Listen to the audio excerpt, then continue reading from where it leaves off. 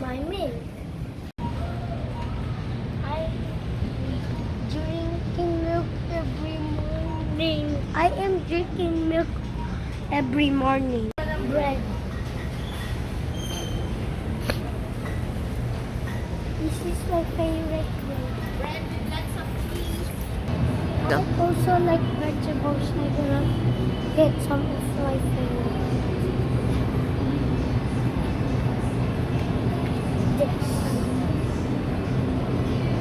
Eggplant is my favorite. And carrots, grapes, yes. Apple. I eat this after meal.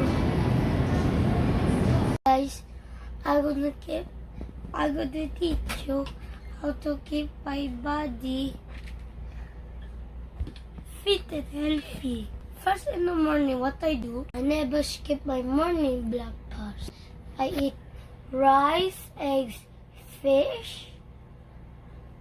Most importantly, I sometimes I eat some Shanghai or eggs. I always drink 8 bottles in a day to play outside. And I always play badminton, basketball.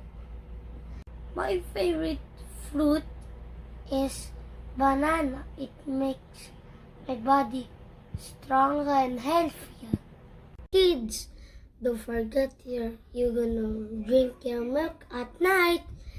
You're gonna be healthy. You have energy in the morning. Remember, guys, you have to sleep at night every day, 8 hours a day. Good night.